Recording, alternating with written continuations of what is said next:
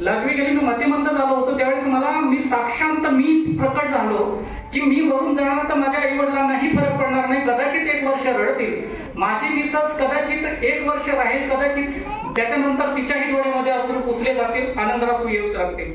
माझे मित्र, मी जेव्हा सगळ्यांना पाहिलं, स्टेटस ठेवून दिलं होतं तर लगभग 108 जणांनी स्टेटस पाहिलं होता. त्याच्या बाबतीत फक्त 2च जणांचा रिप्लाय आला होता की दिनेश असं तू काय करतोय. याचा अर्थ 108 जणांपैकी फक्त 2 जणांना मला माझी गरज होती, त्यांना बाकीच्यांना कोणालाही पडलेलं आणि काही काहींचा ठेंगा दाखवला होता. ठेंगा याचा अर्थ म्हणजे व्हॉट्सअपला म्हणजे ऑल द बेस्ट.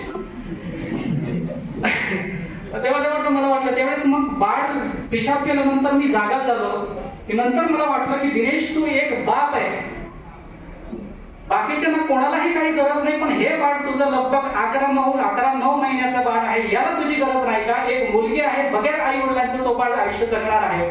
मग त्याच्यानंतर त्या पोराचं काय होणार आहे हे साक्षांत दिनेश तुला कळलं पाहिजे. हा निर्णय तुला बदलला पाहिजे. 11:45 21 मेला मी तो निर्णय बदलला. त्या दिवसानंतर मी माझ्याशी ठरवलं होतं की आज पुढचं जे पण जीवन असेल ते माझं बोनस असेल. एखाद्या दिवशी कोणी मारून टाकलं तर भरपूर आहे, पण त्या दिवसापासून मी स्वतःचा माझा नाही राहिलो. त्या दिवसामध्ये दिनेशमध्ये परिवर्तन घडलं आणि त्याच्यानंतर मी युवासाठी काम करतोय.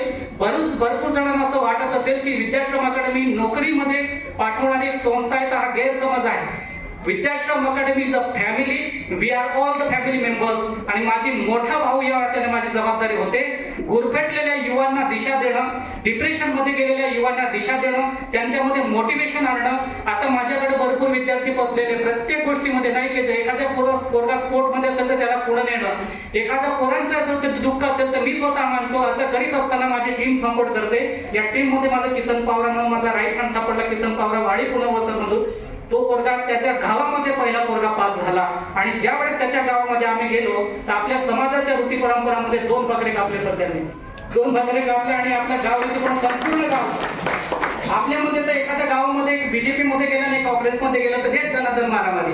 मी त्यामध्ये गावामध्ये पहिल्यांदा युनिटी पाहिली. एक पोरग नसते, एक स्त्री नसते, एक सून नसते, एक सासरा नसतो, उपसरपंच नसतो, सरपंच नसतो, पोलीस पाटील नसतो, कारभारी नसतो, एकाच ठिकाणी. हे म्हटलं जबरदस्त, एक वेळी जबरदस्त त्या गावाची युनिटी होती, कोणत्याही प्रकारचा भेदभाव नाही. एवढा जबरदस्त मी त्या पाहिल्या. त्यांच्या गावामधला तो किसन पावरा म्हणून SRPF मध्ये सिलेक्शन झालेला. त्याचे 2 बाळ घरी ठेवत असताना बायकोला घरी ठेवत असताना तो यशस्वी होतो. माझ्या इकडे तोरणमालमध्ये सगळ्यात एज्युकेशन मध्ये कमी असलेला जो क्षेत्र आहे त्याच्यामध्ये विजय पावरा म्हणून हा पोरगा वय वर्ष 19व्या वर्षी सिलेक्शन होतो. ओपन गटामधून कॅटेगरीचा कोणताही आधार न घेता. काजल पवार म्हणून ही पोरगी BA ला ग्रॅज्युएशन मध्ये विजय बॅक लागलेले आहे. ती पोरगी मेहनत करते, 1.5 वर्ष मेहनत करते आणि ती पोरगी त्या पोरीचं सिलेक्शन होतं. धुळे वन विभागामध्ये 3 जिल्हे येतात, नंदुरबार, धुळे आणि जळगाव, आणि त्याच्यामध्ये ती पोरगी 4थ्या क्रमांकाने पास होते, ओपन गटामध्ये सिलेक्ट होते.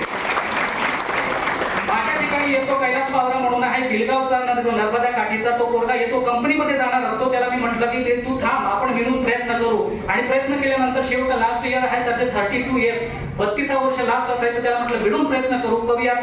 केला आम्ही प्रयत्न. त्याच्यानंतर त्या पोराचा कटअप येतो 108 आणि 108 वाचा पोरगा एक वेटिंगला, एक सिलेक्शन लिस्ट मध्ये. त्यावेळेस मी त्याला सांगतो की त्याचं सिलेक्शन झालंय आणि एकाचं राहिलेलं, याचा अर्थ वय जास्त म्हणून त्याचं सिलेक्शन झालं 108 वर. आणि त्याच्यामध्ये बघा एक जागा आहे, त्याच्यासाठी 2 कॅन्डिडेट आहेत. वय कमी म्हणून लागला, त्या वय कमी म्हणून राहिला आणि वय जास्त होतो म्हणून लागला.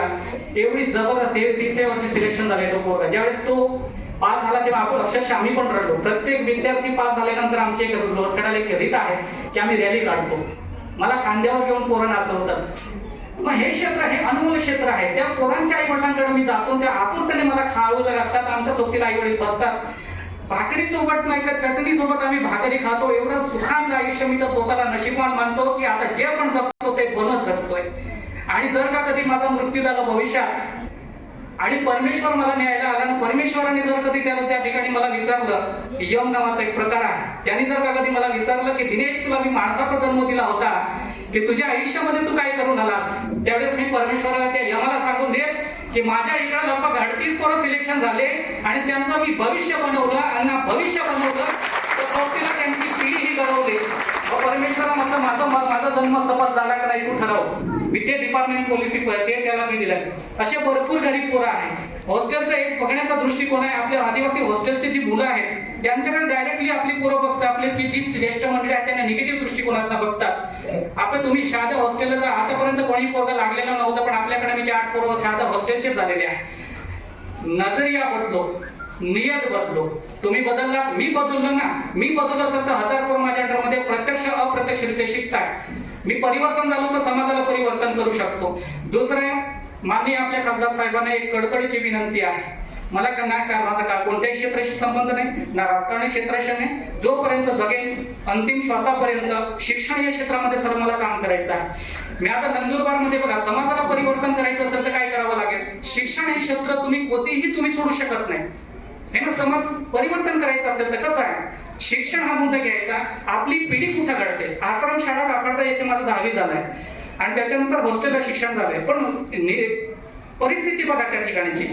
आता मी पुढचं सर, माझी टीम आणि मी संपूर्ण नंदुरबारमध्ये सगळे आश्रम शाळा असतील, झेडपी शाळा असतील, हॉस्टेल्स असेल, त्या ठिकाणी आम्ही जाण्याचा प्रयत्न करतो आहे.